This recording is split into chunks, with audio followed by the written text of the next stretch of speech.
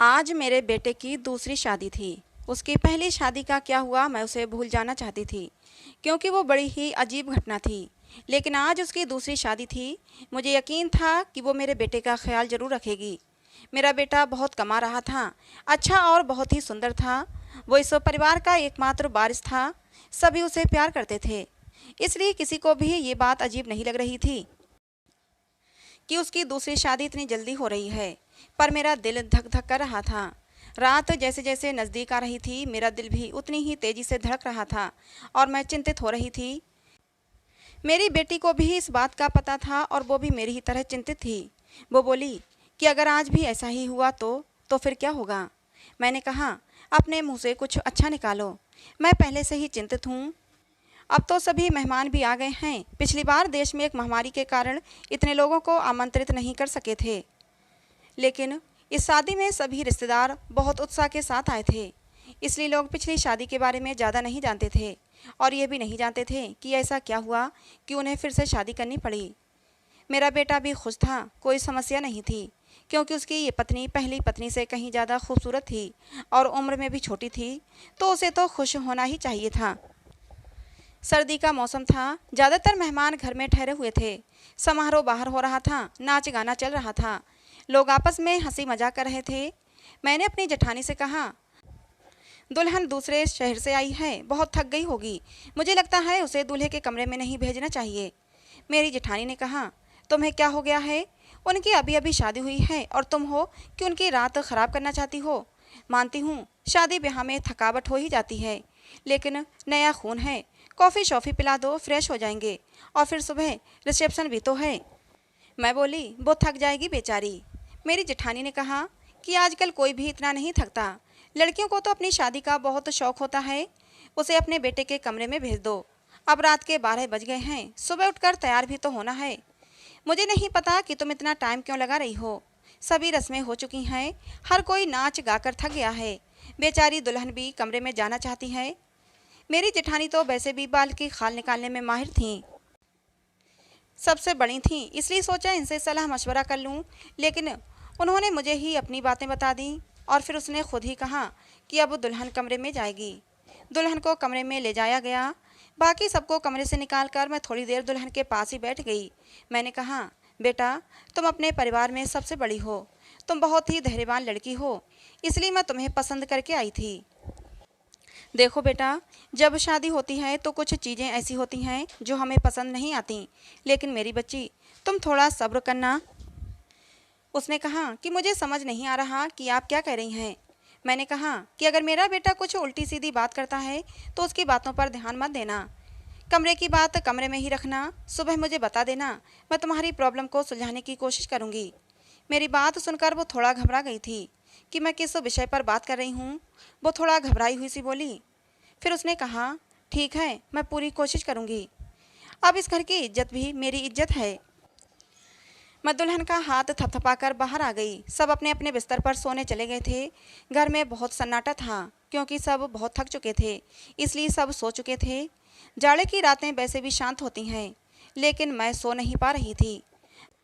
बहुत देर बाद आखिर मैं सोने चली गई, लेकिन मेरी आंखों में नींद नहीं आ रही थी और मेरी आंखें बार बार घड़ी की ओर ही देख रही थीं।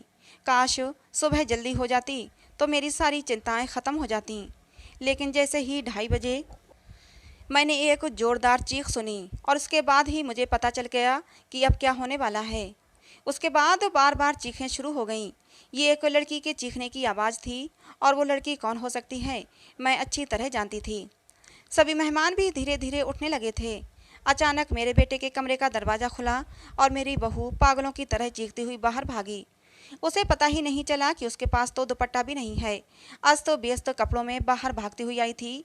वो घर से बाहर भाग जाना चाहती थी, जब कुछ औरतों ने उसे पकड़ लिया और कहा, बेटा क्या हो गया, अपने आप को संभालो।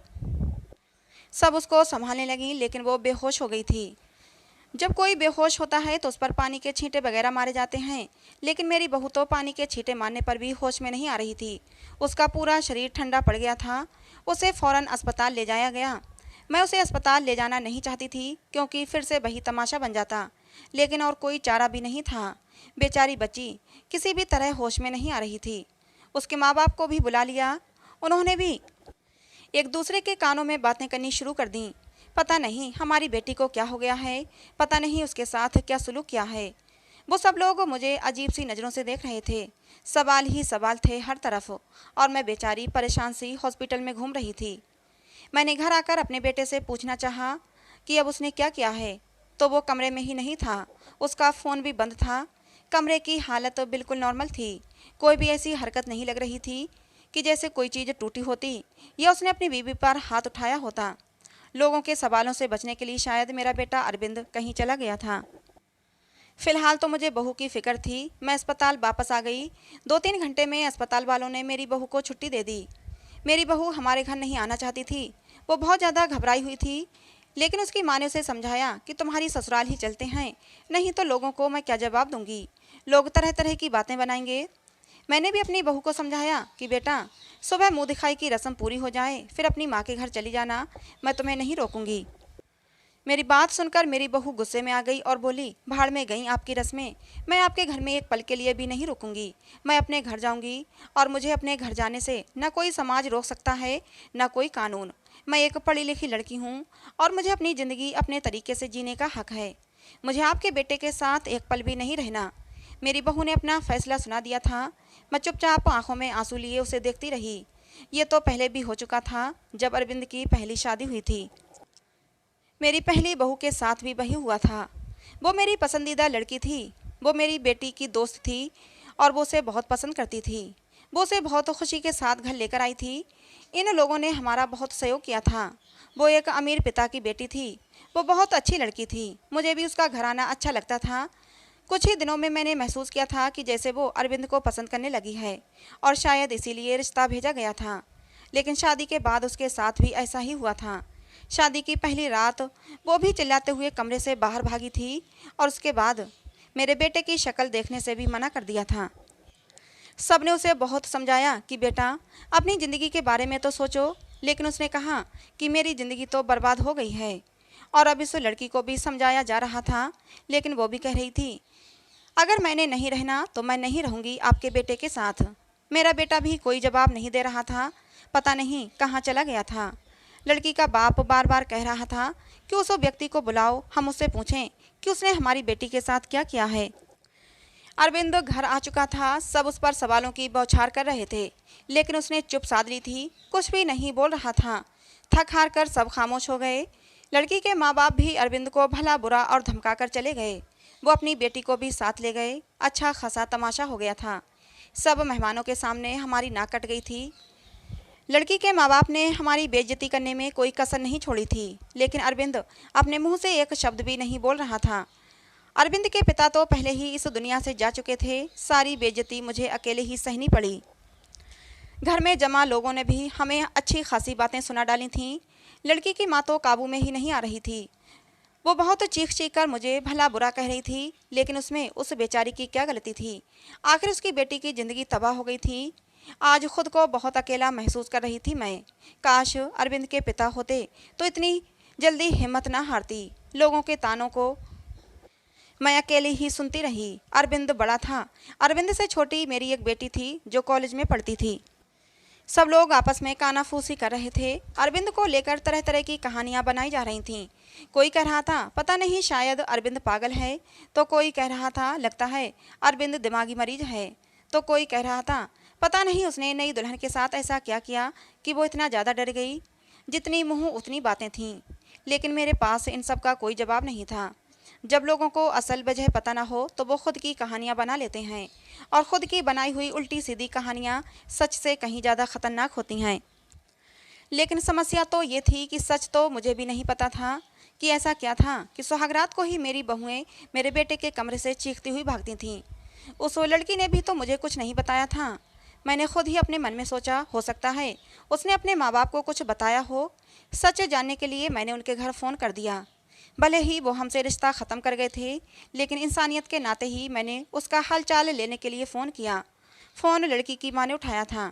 मैंने पूछा, अब वो कैसी तबीयत है आपकी बेटी की। मेरी आवाज़ सुनते ही वो भड़क गई थीं और बोली थीं, मेरी बेटी अब तक ठीक नहीं हुई है। ख़बरदार जो आगे से आपने फ़ोन किया ये सब सुनकर मैं बहुत ज़्यादा परेशान हो गई थी।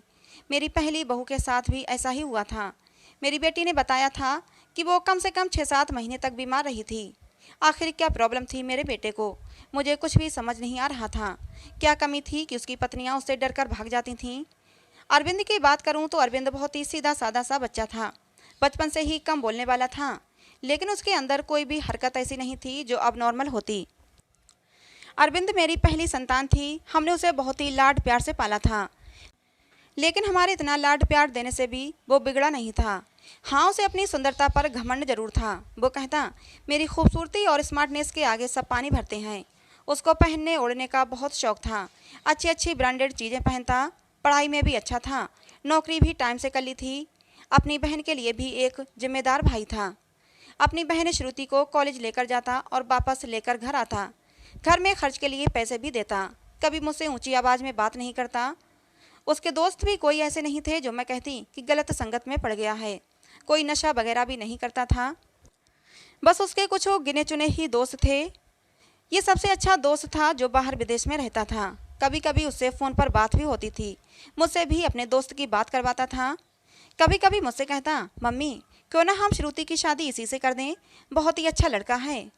कुल मिलाकर सब कुछ नॉर्मल ही था। लेकिन ये जो 2 बार हुआ ये बिल्कुल भी नॉर्मल नहीं था। पता नहीं मेरे बेटे में क्या कमी थी। ऐसा क्या करता था अपनी पत्नियों के साथ कि वो भाग जाती थीं। दिन धीरे धीरे आगे सरकते गए। अरविंद थोड़ा नॉर्मल हो चुका था। अब वो घर में थोड़ी बहुत बात भी करने लगा था। इस बार मैंने सोचा कि अरविंद की तीसरी शादी कराऊं और ऐसी लड़की से कराऊं जो मुझे बताए कि आखिर सुहागरात के कमरे में अरविंद ऐसा क्या करता है कि दुल्हन भाग जाती है। अरविंद की दूसरी दोनों पत्नियों से तलाक हो चुकी थी। मैं ये भी चाहती थी कि ये जो बहू आए वो मेरे घर में ही रहे, यहाँ से भाग कर न जाए। मैं किसी की ज़िंदगी बर्बाद करना नहीं चाहती थी, क्योंकि मैं भी एक बेटी की माँ थी और मैं ये अच्छी तरह से जानती थी कि तलाक का धब्बा एक लड़की के लिए कितनी बड़ी बदनामी होता है। मैं बहुत सोच विचार के बाद इस नतीजे पर पहुंची कि मैं अरविंद की शादी एक शादीशुदा औरत से करवाऊंगी, जिसकी पहले से शादी हो चुकी हो और वो तलाकशुदा हो या फिर विधवा हो। और जल्दी ही मुझे ऐसी लड़की मिल भी गई। लड़की वालों को भी शादी की जल्दी थी, इसलिए उन्होंने भी ज़्यादा छानबीन नहीं की। लड़की कम उम्र थी, लेकिन बहुत ज़्यादा सुंदर नहीं थी, बस ठीक ठाक थी। दुबली पतली और सामान्य से नाक नक्शे की लड़की थी। मैंने लड़की वालों को बताया कि मेरे बेटे की एक शादी हो चुकी है और मेरे बेटे की पत्नी कुछ समय ही रही, फिर वो छोड़कर चली गई थी। थोड़ा बहुत झूठ बोलना पड़ा, क्योंकि सच बताने की स्थिति में मैं बिल्कुल नहीं थी। लड़की वाले शादी के लिए राजी हो गए थे। मैंने अरविंद को लड़की की फ़ोटो दिखाई तो उसने शादी से साफ इनकार कर दिया। बोला, मुझे नहीं करनी शादी, इतनी आम से शक्ल सूरत की लड़की है, मुझे इससे शादी बिल्कुल नहीं करनी। अरविंद की बात सुनकर मैंने उसे डांटते हुए कहा था, चुप हो जा, जिस तरह की तेरी हरकतें हैं उन हरकतों के चलते तो तेरी कभी भी शादी नहीं होनी चाहिए। लेकिन मैं एक माँ हूँ ना, इसलिए सोचती हूँ कब तक बैठी रहूँगी और तेरा ध्यान रखूँगी। मेरे जाने के बाद कोई तो ऐसा हो जिसके साथ तू अपनी ज़िंदगी गुजार सके। बोलते बोलते मेरी आंखों में आंसू आ गए। मेरी आंखों में आंसू देखकर अरविंद चुप हो गया, शादी के लिए रजामंदी दे दी और उठकर कमरे में चला गया। कहीं ना कहीं अरविंद के दिल में चोर जरूर था, वो मुझसे नज़रें चुरा रहा था। लेकिन इस बार मैंने भी तय कर लिया था कि मैं सच जानकर रहूँगी। मैंने पहले ही सोच लिया था कि इस बार मैं लड़की को अपने भरोसे पर ले लूँगी, लेकिन उसे ये नहीं बताऊँगी कि पहले उसकी पत्नियाँ डरकर भाग गई थीं। उसे प्यार से समझा दूँगी, उसे भरोसा दिलाऊंगी कि अगर कुछ ऐसी वैसी बात है तो मुझे बताए, मैं उसकी समस्या का समाधान करूँगी। पर इस बार शादी का प्लान बहुत ही सादगी से करने का था और फिर मैंने बहुत ही सादगी से अरविंद की शादी कर दी। लड़की का नाम रश्मि था, बहुत ही प्यारी बच्ची थी। मेरी बेटी ने मना भी किया था कि मम्मी रहने दें, भाई को भाई के हाल पर छोड़ दें, लेकिन मैंने उसे समझाया था कि बेटा, हो सकता है तेरे भाई के साथ कुछ मसला हो जिसे सुलझाना हमारा फ़र्ज है। खैर, शादी निपट गई। इस बार मैंने ज़्यादा मेहमानों को नहीं बुलाया था। घर में कुछ ही मेहमान थे जो कि मेरे रिश्तेदार नहीं बल्कि मेरे कुछ जानने वाले थे। मेरी कुछ सहेलियां वगैरह थे और उनके परिवार वाले थे। रश्मि को मैं अरविंद के कमरे में ले गई। उसे बेड पर बिठाते हुए मैंने रश्मि का हाथ अपने हाथों में लिया और उसे हल्के से दबाते हुए बोली, रश्मि बेटा, तुमसे बहुत ही ज़रूरी बात करनी है, बहुत ही ध्यान से मेरी बात सुनो। रश्मि आश्चर्य से मुझे देखने लगी कि भला ऐसी कौन सी ज़रूरी बात है जो अभी करनी है। मैंने रश्मि को समझाते हुए कहा, बेटा, बेटा, अरविंद इस शादी के लिए राजी नहीं था। बहुत ही मुश्किल से मैंने उसे शादी के लिए तैयार किया है। हो सकता है मेरा बेटा कुछ अजीबोगरीब हरकतें करे, हो सकता है तुम्हें डराने की कोशिश करे जिससे कि तुम उसे छोड़कर भाग जाओ, लेकिन बेटा तुम्हें डरना नहीं है। जो भी हो तुम्हें सब कुछ मुझे बता देना है। बस तुम्हें उसके डराने धमकाने में या उसकी बातों में आने की ज़रूरत नहीं है। रश्मि ने मेरी बातों को सुनकर हाँ में सिर हिला दिया था। मैं थोड़ी संतुष्ट हुई थी और रश्मि को आराम करने का बोलकर बाहर आ गई। मैं अपने कमरे में नहीं गई। बहरहाल मैं बाहर सोफे पर ही लेट गई। श्रुति को मैंने उसके कमरे में भेज दिया कि तुम जाओ सो जाओ, बहुत रात हो चुकी है। श्रुति कमरे में जा चुकी थी, लेकिन जाते जाते उसने कहा था कि मम्मी जी, आप जो भी कर रहे हैं गलत कर रहे हैं। आप भी हर समस्या का हल सिर्फ शादी ही समझती हैं।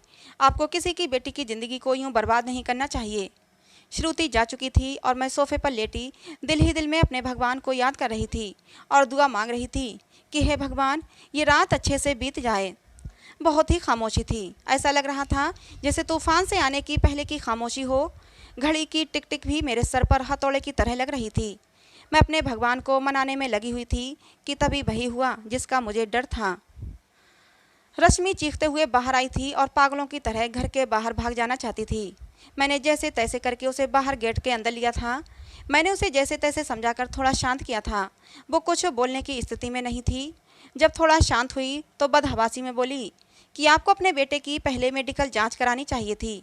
अगर आप ऐसा करा लेती तो आपको और मुझे ये दिन देखना नहीं पड़ता। रश्मि तो बहुत ही समझदार थी। उसके पास तो कोई दूसरा ऑप्शन भी नहीं था। वो तो हर हाल में इस शादी को निभाने की सोचती। लेकिन रश्मि ने भी इस रिश्ते को नहीं निभाया और वो अरविंद को छोड़कर चली गई। दूसरे दिन रश्मि के घर से फ़ोन आया कि अपने बेटे से कहकर हमारी बेटी को तलाक दिलवा दो, नहीं तो हम ये काम अदालत से भी कर सकते हैं। मैं सदमे की हालत में फ़ोन पकड़े वहीं सोफे पर बैठ गई। यानी कि अब अरविंद को कोई मजबूरी में भी अपनाने के लिए तैयार नहीं था। पहले मैं जो बहुएं लाई थी वो अमीर घराने की और सुंदर पढ़ी लिखी थी, लेकिन रश्मि तो विधवा थी, गरीब घराने की थी और बहुत ज़्यादा सुंदर भी नहीं थी। रश्मि को मैंने पहले ही सब कुछ समझा भी दिया था और तब भी वो इतना ज़्यादा बदहवास हो गई थी। आखिर ऐसी क्या कमी थी मेरे बेटे में? हम जो जेवरात दुल्हन को देते थे, दुल्हन के घर वाले शादी के दूसरे ही दिन वापस कर देते थे। मैं तो दहेज भी नहीं लेती थी। फिर आखिर ऐसा क्या था कि ऐसे खूबसूरत पढ़े लिखे और अमीर लड़के को छोड़कर भी लड़कियां भाग जाती थीं? मेरा दिमाग सोच सोच कर फटा जा रहा था। कैसे पता लगाऊं कि आखिर बात क्या है? अरविंद भी अपने मुंह से कुछ कहने को तैयार नहीं था। जब भी इस बारे में कुछ बात करने की कोशिश करती तो वो उठकर बाहर चला जाता, मुझे बात करने का मौका ही नहीं देता। लेकिन अब मैं हर वक्त तो अरविंद पर नज़र रखने लगी थी। उसकी एक एक हरकत पर ध्यान देती। शायद कुछ तो ऐसा सबूत मिले जिससे मैं सुराग लगा सकूं, सच जान सकूं कि आखिर सच्चाई क्या है। लेकिन उसके हाव भाव से कभी ऐसा लगा ही नहीं कि उसमें कुछ अबनॉर्मल भी है। एकदम नॉर्मल लड़कों की तरह था जैसे और लड़के होते हैं। एकदम नॉर्मल लड़कों की तरह था जैसे और लड़के होते हैं। मुझे कोई भी रास्ता दिखाई नहीं दे रहा था। एक दिन तंग आकर मैंने अरविंद के दोस्त को फ़ोन लगाया, उसी विदेश में रहने वाले दोस्त को। मैंने पूछा, नितिन, तुम अरविंद के इकलौते दोस्त हो जिससे अरविंद अपने दिल की सारी बातें करता है। मुझे अरविंद के बारे में सब कुछ बताओ। उसने अपने जीवन के बारे में तुम्हें ज़रूर कुछ ना कुछ बताया होगा। लेकिन ये सुनकर तो मैं हैरान हो गई कि उसने अपने दोस्त को अपने बारे में कुछ भी नहीं बताया था। और बस यही बात मुझे बहुत अजीब लगी कि उसने अपने दोस्त को यह भी नहीं बताया कि मेरी 3 शादियां हो चुकी हैं और मेरी तीनों पत्नियां मुझे छोड़कर भाग गई हैं। लेकिन उसने ये बात अपने दोस्त को नहीं बताई जो कि उसका सबसे अच्छा दोस्त था। ये मुझे काफ़ी अजीब लग रहा था। लेकिन शायद उसने नहीं बताया हो क्योंकि वो शर्मिंदा होना नहीं चाहता होगा। शादी की रात ही पत्नी का भाग जाना, वो भी 3 पत्नियों का। धीरे धीरे 6 महीने और गुजर गए। घर में सब कुछ नॉर्मल चल रहा था, लेकिन अरविंद को लेकर मैं बहुत ज़्यादा परेशान थी। ऐसा क्या था जो दुल्हन शादी की रात को ही भाग जाती थी? मैंने एक बार फिर से अरविंद की शादी के लिए सोचा और इस बार मैंने ठान लिया कि सच्चाई जानकर ही रहूँगी। इस बार मैंने लड़की को सब कुछ बता दिया, कुछ भी नहीं छुपाया। और लड़की भी किसी ऐसे घर से लाई थी जिसे शादी की सख्त ज़रूरत थी, क्योंकि ये लोग बहुत ही गरीब थे और उसके घर में उसके 2 छोटे भाई थे। मैंने कहा, तुम्हारे दोनों भाइयों की पढ़ाई की जिम्मेदारी मेरे ऊपर है और शादी में भी आप लोगों को कुछ भी खर्च नहीं करना पड़ेगा। लड़की को तो मैंने राजी कर लिया था, लड़की के माँ बाप भी राजी हो गए। लेकिन मैंने ये बात लड़की के माता पिता को नहीं बताई थी, बस लड़की को बता दी थी। लड़की थोड़ी घबराई हुई थी क्योंकि मैंने शादी से पहले ही सारी बातें लड़की को समझा दी थीं। पहले तो वो बहुत ज़्यादा डर गई, फिर खुद को संभालते हुए बोली कि कुछ भी हो, मैं इस शादी के लिए तैयार हूँ। अगर मेरे थोड़े से त्याग से मेरे भाइयों की ज़िंदगी बनती है तो उसमें बुराई क्या है। जो कुछ भी होगा उसे सहन करूँगी। और वैसे भी सारे समझौते औरतों को ही करने पड़ते हैं। लड़की, जिसका नाम सुमन था, भले ही गरीब घर की थी लेकिन बहुत ही संस्कारी और समझदार लगी मुझे। दिल ही दिल में खुश हुई कि अगर सुमन मेरी बहू बनती है और मेरे घर में टिकी रहती है तो ये मेरे लिए बहुत ही सौभाग्य की बात होगी। संस्कारी होने के साथ साथ सुमन बहुत ही खूबसूरत भी थी। इस बार शादी मंदिर में हुई थी, सब कुछ ठीक था और हैरानी की बात तो ये थी कि रात भी गुजर चुकी थी और सुबह हो चुकी थी। सुबह होते ही मैंने कमरे का दरवाज़ा खटखटाया लेकिन किसी ने दरवाज़ा नहीं खोला। मैं बहुत परेशान थी, कोई दरवाज़ा नहीं खोल रहा था। थोड़ी देर बाद कमरे की दूसरी चाबी लेकर आई और मैंने खुद ही दरवाज़ा खोला। कमरे के अंदर का दृश्य देखकर मेरी चीख निकल गई, क्योंकि मेरी बहू बेहोश पड़ी थी। अरविंद कमरे में कहीं भी नज़र नहीं आ रहा था, शायद बाथरूम में था। मैंने जल्दी से डॉक्टर को बुलाया। डॉक्टर ने कहा कि वो सिर्फ डर की वजह से बेहोश हुई है, उसके शरीर पर किसी भी तरह के कोई चोट के निशान नहीं हैं। अरविंद के चेहरे से भी चिंता झलक रही थी। ऐसा लगता था कि जैसे वो भी परेशान है इन सब हालातों से। अच्छे से चेकअप करने के बाद और कुछ दवाइयाँ देकर डॉक्टर साहब चले गए थे। डॉक्टर ने कहा था कि सुमन को जल्दी ही होश आ जाएगा। अरविंद भी तैयार होकर अपने ऑफिस के लिए निकल गया था। मैं सुमन के पास ही बैठी रही। थोड़ी देर में सुमन ने आंखें खोल दी थीं। होश में आते ही वो बाहर की तरफ भागी थी, ये कहते हुए कि मुझे यहाँ नहीं रहना, मुझे अपने घर जाना है, अपने मम्मी पापा के पास। मैंने सुमन का हाथ पकड़ लिया। सुमन, तुम ऐसा नहीं कर सकती। मैंने तो तुम्हें सारी सच्चाई बता दी थी और तुम मान भी गई थी, फिर तुम अब ऐसा क्यों कह रही हो। लेकिन सुमन मेरी कुछ भी सुनने को तैयार नहीं थी। रोते हुए बोली, आंटी जी मुझे माफ़ कर दो, मैं मजबूर हूँ, मैं यहाँ नहीं रह सकती। आप बेफिक्र रहें, मैं अपने मम्मी पापा को कुछ नहीं बताऊंगी, सब कुछ हैंडल कर लूँगी। बस आप मुझे इस घर में रहने को ना कहें।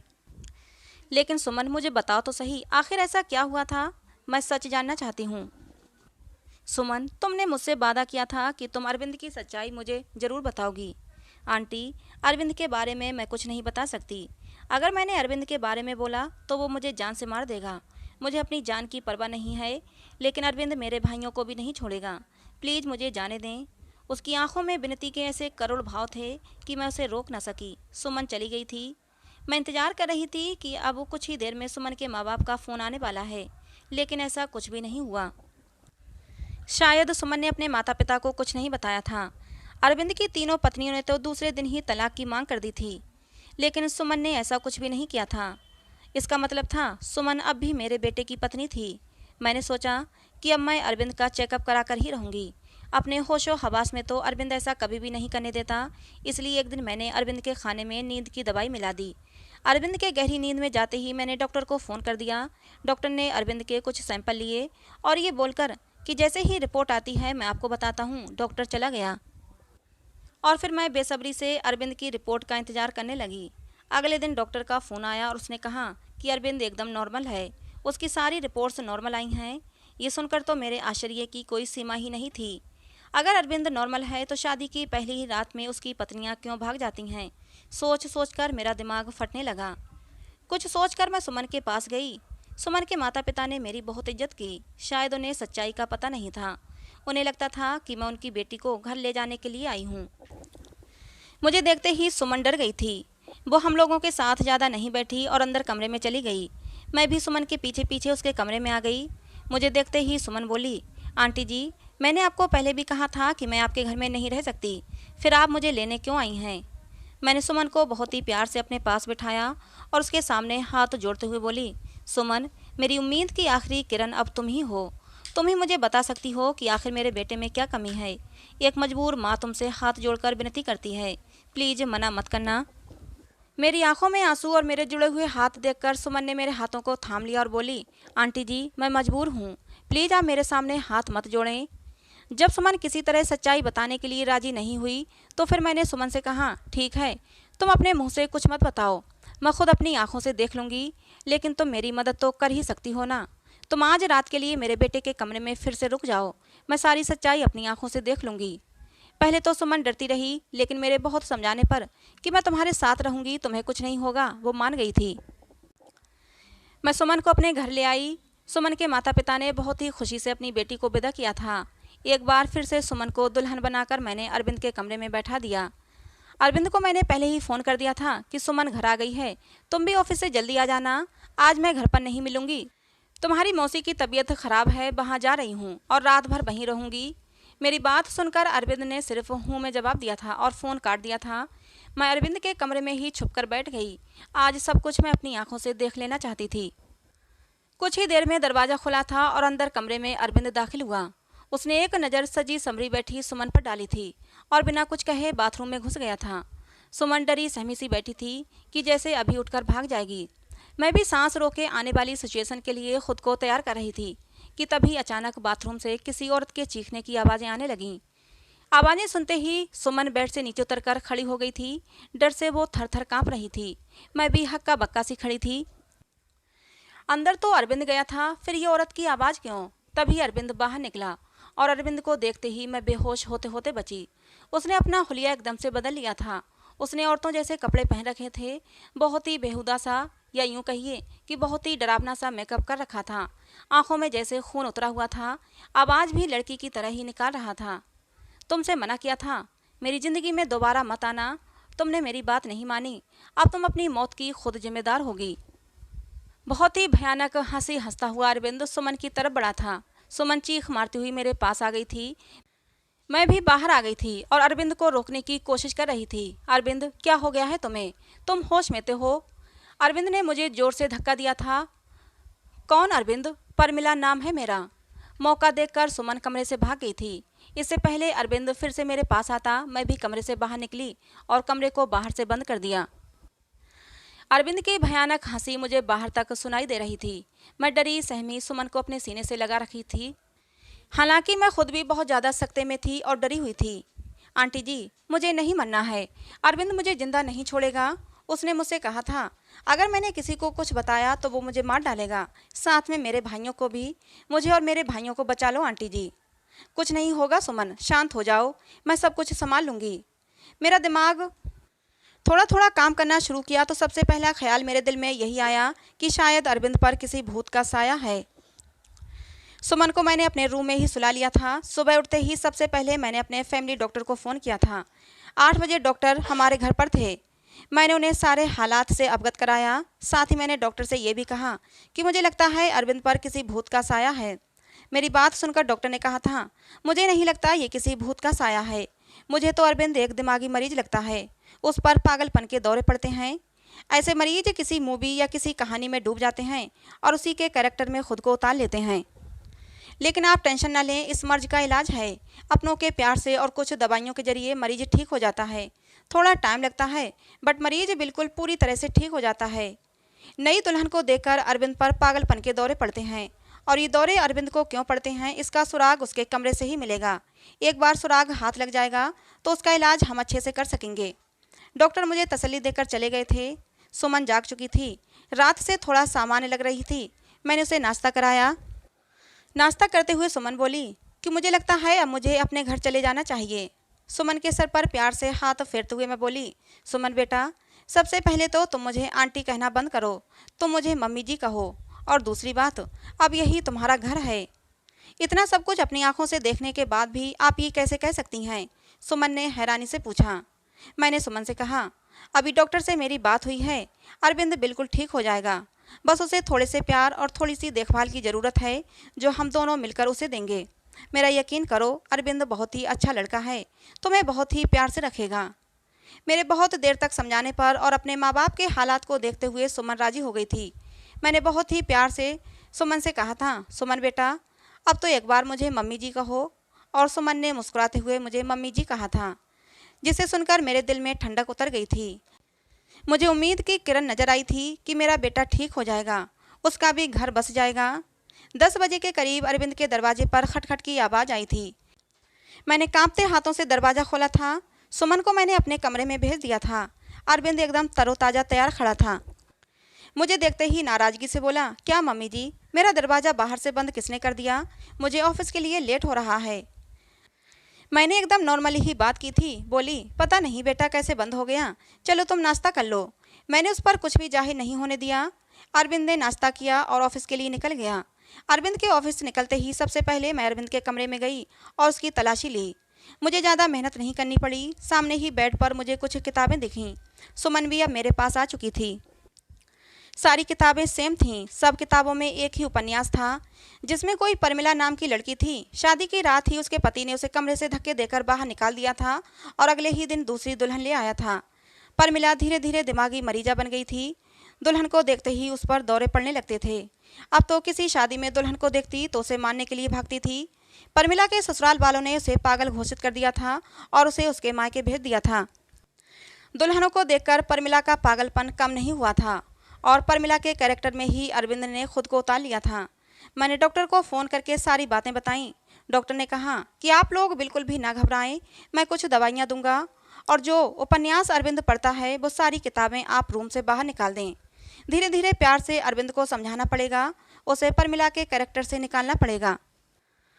धीरे धीरे डॉक्टर की दवाइयों से और सुमन और मेरी मेहनत से अरविंद ठीक होने लगा था।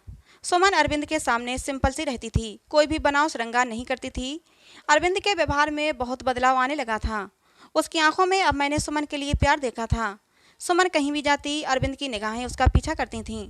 अरविंद का इलाज चलते आज 3 महीने हो चुके थे। सुमन ने जिस मेहनत और लगन से मेरा साथ दिया था उसकी मैं कायल हो गई थी। कोई बहुत ही अच्छे कर्म किए होंगे जो मुझे सुमन जैसी बहू मिली। सुमन अब भी मेरे साथ मेरे कमरे में ही सोती थी, लेकिन आज मैंने सोच लिया था कि सब कुछ फाइनल हो जाना चाहिए। मुझे पूरा विश्वास है कि अब अरविंद बिल्कुल ठीक हो चुका है। मैंने सुमन से कहा कि सुमन, आज तुम्हें आखिरी कदम और उठाना पड़ेगा। इसके बाद तुम्हारी ज़िंदगी में खुशियाँ ही खुशियाँ होंगी। सुमन नासमझी से मेरी तरफ देखने लगी। फिर मैंने उसे समझाया कि सुमन, आज तुम्हें दुल्हन बनकर अरविंद के कमरे में बैठना होगा। मेरी बात सुनकर सुमन डर गई थी, लेकिन फिर जल्दी ही संभल भी गई। शायद उसे भी यकीन था कि अरविंद अब ठीक हो चुका है। वो भी अरविंद की प्यार भरी नज़रों को समझ चुकी थी। सुमन, तुम्हें डरने की कोई ज़रूरत नहीं। तुम दरवाज़ा खुला रखना। दरवाजे के बाहर ही मैं खड़ी रहूँगी जब तक कि तुम दोनों के बीच में सब कुछ ठीक नहीं हो जाता। जैसे ही तुम्हें कुछ गलत लगे तो फ़ौरन बाहर भाग आना। रात को अरविंद के आने से पहले ही मैंने सुमन को दुल्हन की तरह सजाया। अरविंद के बेड को भी बहुत ही खूबसूरती से सजाया था मैंने। अरविंद के आने का टाइम हो गया था। मैंने सुमन को सजे सजाए बेड पर बिठा दिया और बाहर आ गई। थोड़ी देर में अरविंद भी आ चुका था। खाना खाते हुए अरविंद की निगाहें इधर उधर कुछ ढूंढ रही थीं। मैं समझ गई थी कि अरविंद किसे ढूंढ रहा है, लेकिन मैं अनजान बनी रही। कुछ देर में अरविंद खुद ही बोला, मम्मी, सुमन कहीं दिखाई नहीं दे रही, क्या कहीं गई हुई है? मेरे बोलने से पहले ही श्रुति बोल पड़ी, भैया, भाभी तो आपके ही। इससे पहले कि श्रुति अपनी बात पूरी करती मैंने उसे चुप करा दिया। मैंने मुस्कुराते हुए कहा, अरविंद, तुम पहले खाना ख़त्म करो, उसके बाद अपने कमरे में जाओ तो तुम्हें अपने सवाल का जवाब मिल जाएगा। खाना खाने के बाद अरविंद अपने कमरे में चला गया। मेरा दिल ज़ोरों से धड़क रहा था। अब पता नहीं क्या होने वाला है। हे भगवान, सब कुछ ठीक हो। मैं भी अरविंद के पीछे पीछे चली और बाहर गेट पर ही रुक गई। मैं अंदर कान लगाकर सुनने की कोशिश कर रही थी कि अंदर सब कुछ ठीक तो है। खड़े खड़े मुझे काफ़ी देर हो गई थी, लेकिन अभी तक अंदर शांति थी। और फिर कुछ ही देर में मुझे सुमन और अरविंद की सरगोशियाँ सुनाई देने लगीं, लेकिन प्यार में डूबी हुई सरगोशियाँ। मैं मुस्कुरा दी। मेरे अंदर तक सुकून उतर गया। मैंने मन ही मन भगवान को धन्यवाद दिया और अपने कमरे में आ गई और सुकून से लेट गई। सुबह मेरी आंख देर से खुली।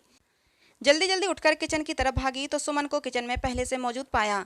मुझे देखकर सुमन के चेहरे पर मुस्कुराहट आ गई। सुमन की झुकी हुई नज़रें और शर्मीली मुस्कुराहट से ही मैं पहचान गई कि सब कुछ ठीक है। मैंने प्यार से सुमन के माथे को चूमते हुए कहा, सुमन बेटा, तुम इतनी सुबह किचन में क्या कर रही हो?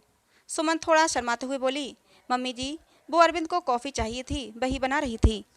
सुमन को कॉफ़ी बनाता छोड़कर मैं बाहर हॉल में आ गई और सोफे पर बैठकर मैंने आंखें बंद कर लीं। आज मेरे अरविंद के और सुमन के जीवन में खुशियाँ ही खुशियाँ थीं। भगवान मेरे परिवार को किसी की नज़र ना लगे। तो दोस्तों, आपको हमारी ये कहानी कैसी लगी कमेंट बॉक्स में ज़रूर बताना। पसंद आई हो तो प्लीज़ लाइक करना। ऐसी और कहानियों के लिए हमारे चैनल को सब्सक्राइब करना। मिलते हैं दोस्तों अगली किसी नई कहानी में।